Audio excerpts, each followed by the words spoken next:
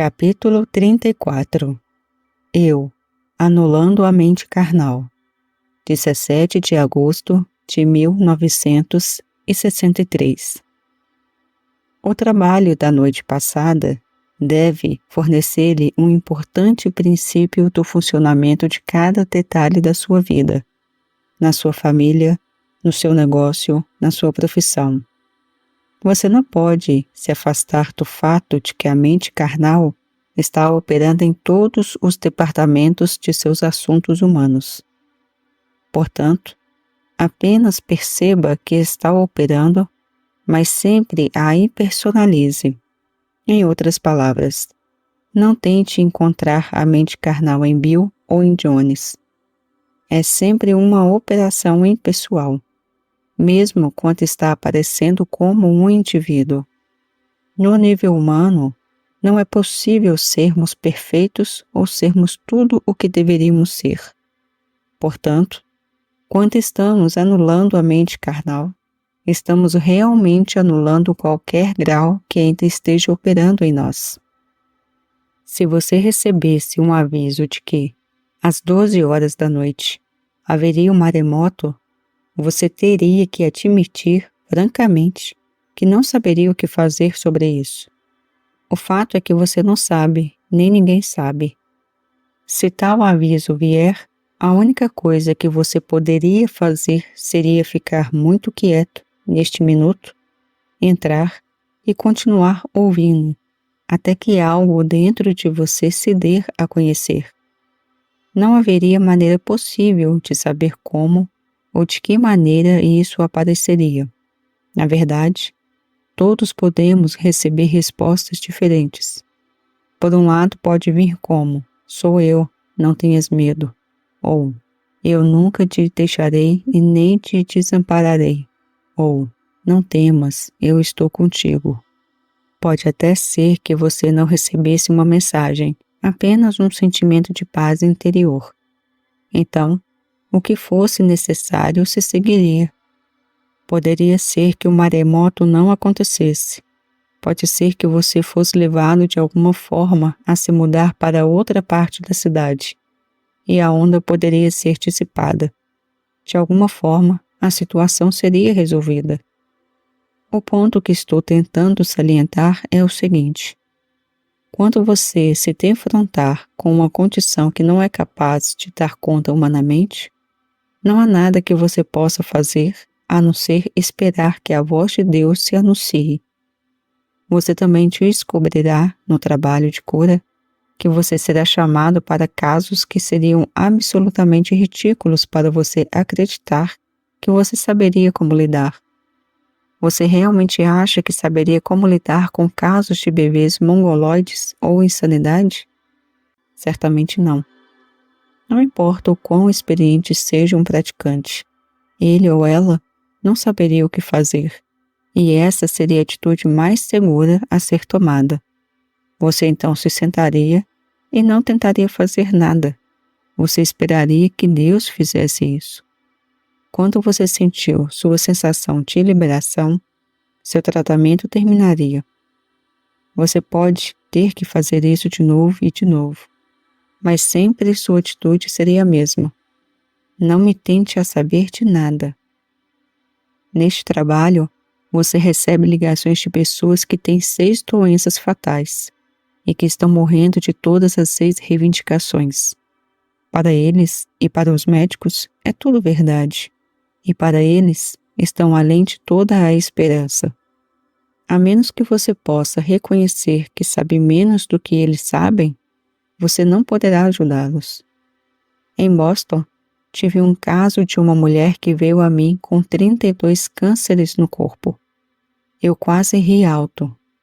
A razão pela qual eu queria rir era porque naquela época eu tinha um caso que tinha um câncer e estive ocupado a noite toda com ele. Quero que você saiba que, em 4 dias, nenhum desses 32 cânceres foi deixado. Esses casos surgem o tempo todo. Casos em que você realmente teria que ser egoísta em pensar que poderia enfrentá-los. Mas a coisa mais segura a fazer é admitir que você não sabe, e em seguida sentar-se e deixar algo dentro de você se revelar. Quando você vir isso, começará a entender o que eu quero dizer, quando falo de não viver no maná de ontem, não acreditando que a verdade que conheceu ontem é suficiente para hoje. Durante toda a minha prática, eu nunca permiti que me ocorresse hoje uma verdade que me ajudou em um caso ontem, na semana passada ou no mês passado. Cada caso é novo para mim, e este é o caminho mais seguro. Do contrário, você estará realmente dependendo de algo em sua mente. E nada em sua mente tem poder espiritual. Se você conhece os livros de capa a capa, não confie neles para curar, porque isso seria confiar em um efeito. Em outras palavras, você não estaria indo para Deus, e você não deve abordar a vida dessa maneira. Um homem me escreveu que encontrou o caminho finito um ano atrás, em outubro passado, pela primeira vez. E ele tinha um pincel na mão e já vendeu uma pintura. Isso não veio do maná de ontem.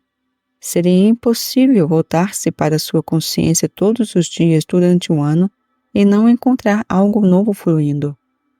Todos os dias, a partir do momento em que você acorda pela manhã, você deve tratar este dia como se nunca tivesse vivido antes e procurar algo novo. Pode vir através de uma citação que você sempre soube, mas pode ter certeza de que ela virá com poder. Porém, a verdade declarada com a sua mente não tem poder. O que eu realmente quis dizer foi o seguinte: toda mensagem do caminho infinito, certamente a parte da cura, é composta pela natureza do erro, o não poder do erro. Às vezes, um jovem estudante diz: como você pode dizer que o erro não é poder quando vejo tanto dele ao meu redor? Sim, quando dizemos erro não é poder, é uma frase incompleta. Deveríamos primeiro completar a frase dizendo: o erro não é poder na presença de uma consciência iluminada. Sem a consciência de Cristo, o mal pode continuar indefinidamente. Em outras palavras, um resfriado pode piorar e acabar em morte. É assim que os males deste mundo podem durar para sempre. Pode haver um faraó em uma geração, um César em outra geração, um Hitler em outra geração, ou ataques ou guerras, e pode ir até o fim dos tempos sem nunca ser superado, a menos que haja consciência iluminada para dissolvê-lo. Meus escritos provavelmente estão cheios desse mau hábito, de dizer que o erro não é real e não tem poder. Essa é uma afirmação incompleta, porque o erro tem poder sim, até entrar em contato com uma consciência iluminada. Enquanto a matéria médica disse que as pessoas poderiam pegar resfriado, sentando-se em correntes de ar, milhões de pessoas pegaram resfriados. Certamente. Agora, a matéria médica relata que as pessoas não podem pegar resfriados por se sentarem em correntes de ar ou molhando os pés. E assim, os resfriados estão diminuindo. Esta é a consciência iluminada. Em outras palavras, a escuridão está agora batendo contra a luz. Não adianta dizer que não há escuridão. Há escuridão até que a luz seja introduzida. Lembre-se sempre de que as aparências do mal em qualquer forma se dissolverão na presença da consciência iluminada. Consciência iluminada não é, evidentemente, consciência humana com conhecimento. Consciência iluminada é a consciência que recebeu as transmissões do Espírito. Desenvolva a atitude atenta de: fala, Senhor, teu servo te escuta. Então não fará diferença de qual é a aparência, contando que você não tente satisfazê-la com a sua mente ou com o seu conhecimento. Existe uma maneira pela qual o erro pode ser enfrentado: pela não resistência, sem levantar a espada. Espere até que a sua liberação chegue, e então assista. Se você dissesse: há algo que sei que cura, você pode ver como se destruiria, Há apenas uma resposta, e quando você começa a perceber isso, muda toda a sua vida espiritual. Você começa amanhã dizendo: eu não tenho controle sobre este dia, e nada que eu saiba irá controlar este dia. É melhor eu sentar e deixar que o Espírito de Deus esteja sobre mim. Então, quando isto acontecer, você estará fortificado para aquele dia. Em vez de se voltar para o maná de ontem, sente-se a cada minuto e deixe o Espírito atuar. A voz está se expressando constantemente, mas, a menos que estejamos sintonizados constantemente, não obteremos maná fresco. Você também pode decidir que, seja um resfriado simples ou um câncer, você não pode fazer nada a respeito.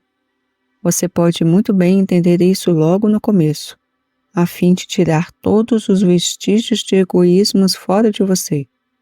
Então você vai descobrir os significados dos princípios do caminho infinito. Você verá então que eles são princípios que vieram para mim exatamente desta maneira, de dentro. Permanecendo nesses princípios, eles desenvolvem sua consciência para o nível em que você não tem medo do exterior. Então verá sua maravilhosa função. Você não quer um rei da religião. Você quer um líder religioso que diga: se eu não for embora, o Consolador não virá até você. Sim, que nenhum de nossos líderes assuma que tem autoridade. Eles podem revelar princípios e podem ajudar. Mas sua função é formar estudantes para que eles sejam alimentados por dentro. Nunca um líder deve privar alguém disso. Nunca. No momento em que alguém acredita que pode ser um estudante avançado, significa ter poder espiritual e sabedoria espiritual, e ele o perde. O poder espiritual é Deus, e a sabedoria espiritual é saber que você não sabe nada, e então volta-se para dentro. Eu não sei como as pessoas são curadas, e eu estou feliz com isso. Se eu tivesse certeza de que sabia, teria certeza de que estava errado. Não sabemos como Deus opera, mas sabemos, pelos efeitos, que Deus trabalha. Da mesma forma, não sabemos como a natureza funciona. Não sei nada sobre cura espiritual, como funciona ou por que às vezes não funciona. Eu sei disso. Existe um espírito do homem, e este espírito deve ser liberado. Então as aparências se dissolvem. Não fique com a ideia de que o erro não é poder. Basta lembrar que não é poder na presença do poder espiritual. Nenhuma forma de erro pode sobreviver na presença da consciência iluminada. Consciência iluminada é realmente a liberação desse espírito interior. Quanto mais desenvolvemos a consciência para o nível em que podemos nos sentar diante de qualquer aparência e esperar que o Espírito se mova através de nós os estudos, meditações e nossa prática, nós nos levamos ao nível em que isso pode acontecer. Pensem como você se sentiria se alguém lhe dissesse que realmente sabe a verdade. Ninguém sabe o que é a verdade. Mas se você se aquietar o suficiente, ela virá e fará tudo por você. Nem tente colocar a verdade em uma declaração ou em um livro. O lugar mais seguro para ela estar é aquele lugar onde você não sabe nada. É tão maravilhoso ser ensinado por Deus todos os dias, saber que você não sabe nada, e depois ser ensinado novamente no dia seguinte. Olá, pessoal. Aqui é Daniela. E chegamos ao final do capítulo 34 do livro A Transformação da Consciência de Joel Goldsmith. Eu desejo que todos tenham um ótimo dia e que tenham gostado do capítulo.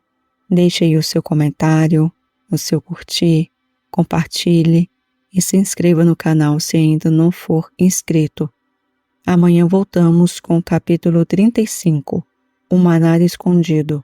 O verdadeiro caminho infinito. Até lá.